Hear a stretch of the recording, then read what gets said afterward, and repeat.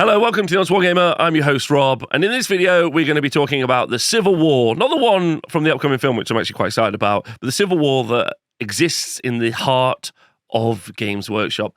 Pretty inflammatory title, I'm sure, a thumbnail and a title to match. So you've jumped in and you're like, what the hell is this guy talking about? Okay. I want to prefix a couple of things before we get into the information. Most of this is relating to the squatting or the destruction or the discontinuation of the BC Chaos and the Bone Splitters range that we've just seen literally a couple of days ago, whenever this video goes out. Okay, and the things I'd like to prefix before we get started is, while I did work at Games Workshop for 2 years, and I was their lead presenter for their TV department, and one of the few people, and the marketing department at that time was only about 5 people.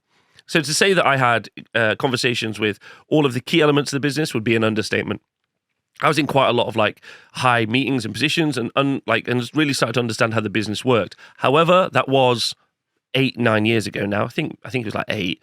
And so things may have changed. So everything I'm about to talk about is my opinion and is based on my experiences then, and also my continued relationships and experiences with people at the company now, people who've left the company, for example. We've had long chats, all sorts of things. So again, though, this is an opinion, and you don't have to believe me, and you don't have to agree with the things I'm saying.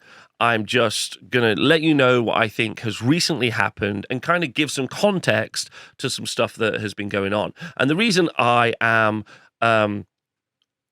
bringing this up is because yesterday, loads and loads of people were asking me in the YouTube comments about what I was talking about when I was talking about the Civil War inside Games Workshop. And the reason I want to make this video is I thought that this was really common knowledge.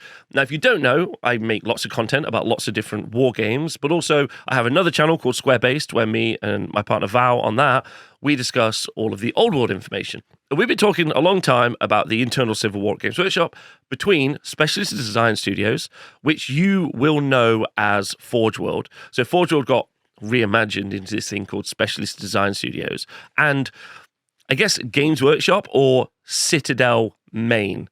Okay, so those are the two factions that we're going to talk about right now. Okay, and they have always been different entities. If you're new to Games Workshop as a business, but you're new to Games Workshop as a kind of like an enterprise, most people just engage with it as the people that make Warhammer. They don't really care, but what happens is that those businesses or those departments making decisions really affect the game that you play.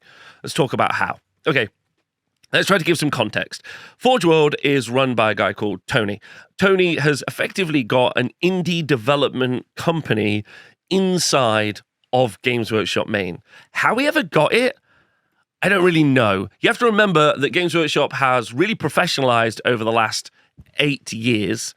And before that, and especially when I joined, it was still effectively a mom and pop operation, which is going to sound crazy, I know, because it had this whole building site in Lenton and factories and shops the worldwide. But you'll hear constant stories about how it's incredibly badly run. It's like because they don't hire in professionals, or at the time when I was there, they didn't hire in professionals. Instead, they hire in people for best fit. We could talk about that forever. That's kind of the side point. I apologize for getting sidetracked. The important part is that it's not built well. I mean, what corporation is built well? I don't know. It's not built well.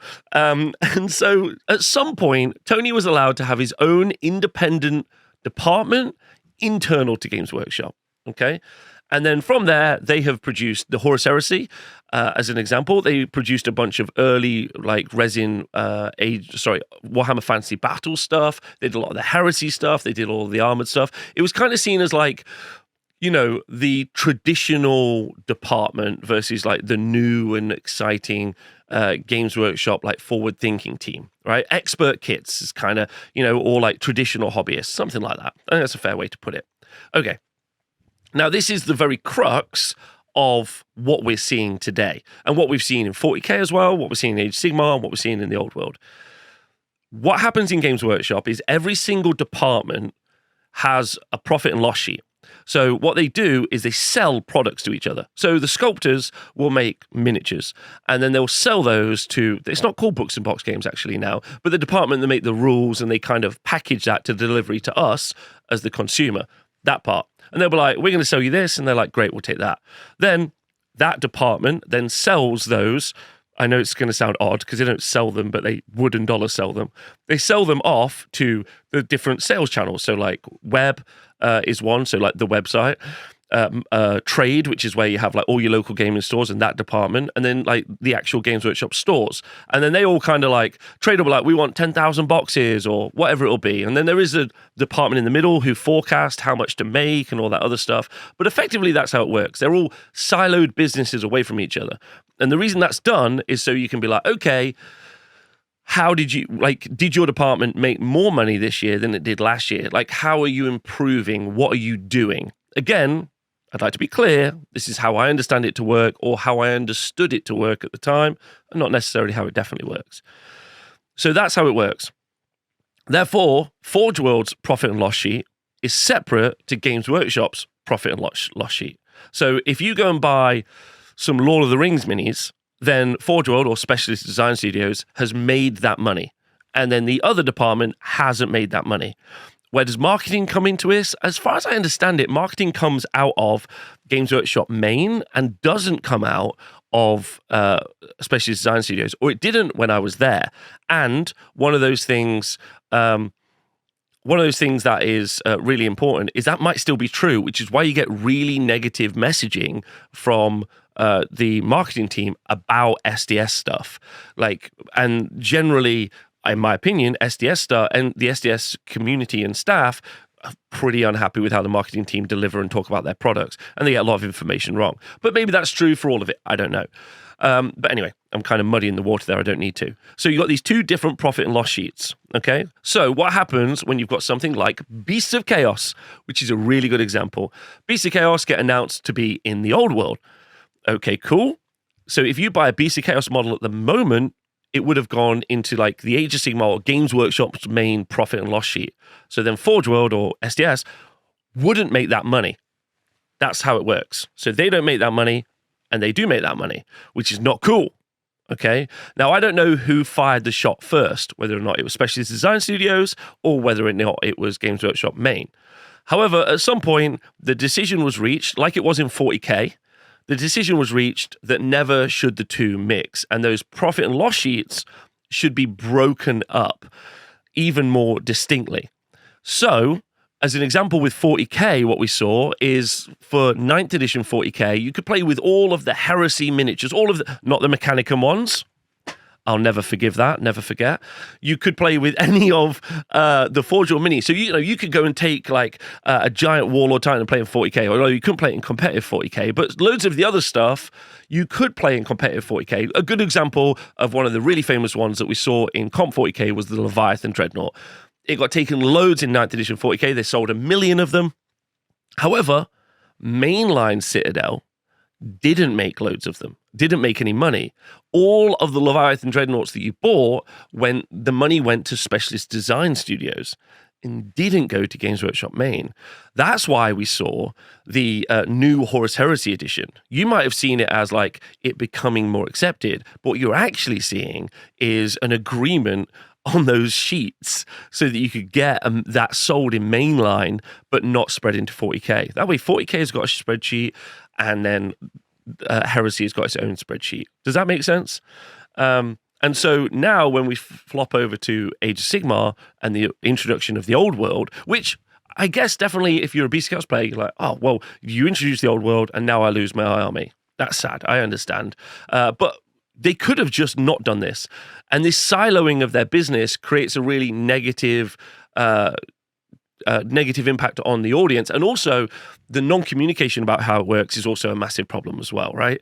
So what's happening now is Beasts of Chaos and Bone Splitters are not allowed to be in Age of Sigmar, because if you bought those minis, that would go to the old world and they're being moved over. There are some positives and negatives of this. If you go and look at the if you go and look at the factions which have not been announced as mainline factions in the old world, for instance, Ogres, are an Age of Sigmar range that hasn't had almost any updates since Age of Sigmar launch. So you're like, oh, maybe they're going to get cancelled. No, they're not going to be cancelled because they are not an old world core faction. And instead, they will get updates in Age of Sigmar at some point. And that's how, and we've been talking about this for months on the Old World show, and I thought it was very common knowledge in the Age of Sigmar community and the wider community, but apparently it isn't.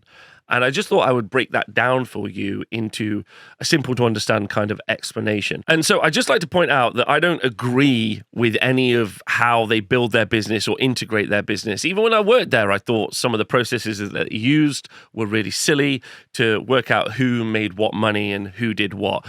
I guess I haven't had to build a company or a structure of that size. And so this might be a really competent way of doing it. And let me know in the comments below this video if you think it's the right way to put this together or silo off all of these profit and loss sheets. It seems odd, and you obviously don't want to be losing money. I feel like you could globally track all of the different sales. It's the same thing that we have with Kill Team and 40K. Kill Team's considered to be one of the most successful games out there. And it should be, right? It's got this massive IP backed up by a massive game that is 40K. And it's really easy to buy into. Super easy to buy, like just a box of minis, paint them up and start playing. So it's got all of the pros of 40K with none of the cons where there's this massive barrier to entry to get into it. However, I would argue most of the Kill Team kits, I'm not saying Kill Team isn't popular because it is, but most of the Kill Team kits are probably bought by 40K fans trying to use in their 40K armies. Like, I would argue, or at least some speculatively bought into their armies. Same with Warcry for Age of Sigmar, where lots of those kits, and also Underworlds, lots of those kits have always got War Scrolls in Age of Sigmar, and then have been usable in Age of Sigmar. I would say, and if you go back and look at the article from yesterday, it does say that Underworlds is no longer going to get War Scrolls in Age of Sigmar. And my reasoning for that is I'm assuming what they're doing is siloing off Underworlds to see if it's even remotely profitable when not done in conjunction with mainline Age of Sigmar. So you don't buy the minis to use in Age of Sigmar. And that's their only real way of working stuff out for themselves. I don't think Underworlds is necessarily getting canned. I don't think that at all. I don't think Warcry is getting canned. I don't know if it is, or I don't think so. But what they're trying to do is work out that information. Do I agree with this business practice? No. Do I think it's silly to be having literally a divorced battle online in front of their audience where different miniatures are getting like literally Beanie Baby pulled apart at the end of the divorce? No, I think it's silly. I think it's really childish and really silly. I think the fact that there aren't ongoing rule supports for all of the different ranges over the years is also silly. In addition, I think the rules teams and the people who create the rules so that we can play games should be expanded and also paid more as well, which is also something. It's not really how they work. Games Workshop are the Tinder swindler of war games. You know, they they get you in, they make you feel great, they take a load of money, and then they just ghost you. And that's how they work. And that's how they've always worked. Do I agree with it? No. Do I support it? I support it as little as I can without, you know, like cutting my nose to spite my face. If there's a range that I like, I buy it. But I buy it knowing that it isn't always going to potentially be supported. And that's something that you need to be conscious of as well. I rarely buy books, rarely buy books, because I know for a fact they're definitely going out of date. For no surprise, the Age of Sigmar 4 book that's about to come out is going to be invalid in 3 years when they do Age of Sigmar 5. So just going to this hobby and game to, you know, like, understand how it works and then make your purchases based on that information. That's the only thing I'm going to say. I want you to make the right choices for you, and I don't want you to be at this stage where we're at now, where people are hurt and upset and, you know, communities are being broken apart. I think it's rubbish and sucks. Anyway, I hope this video makes sense. Again, just what I think and works as I understand it works right now. All support and love to all the creatives who work inside Games Workshop. There are tons of creatives who want to make great art. They want to make great sculpts. They want to make great games.